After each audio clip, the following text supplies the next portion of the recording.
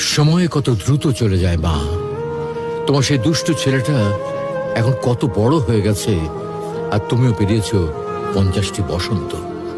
কোনো দিন কি তোমাকে এক টুকরো সুখ দিতে পেরেছিলাম?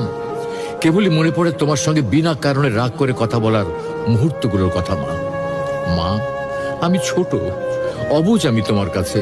আমি তোমার সন্তান মা। তোমার কাছে ক্ষমা চাওয়ার মতো যোগ্যতাটুকু আমার নেই।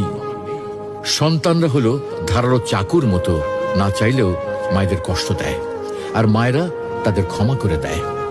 শুনেছি মা আর সন্তানের মাঝে অজানা একটা বাঁধন থাকে, যে বাঁধনের কারণে মা সন্তানের কথা কোনো মাধ্যম ছাড়াই শুনতে পায়। তুমি কি আমার হৃদয় থেকে কথা বলাগুলো শুনতে পাচ্ছ মা?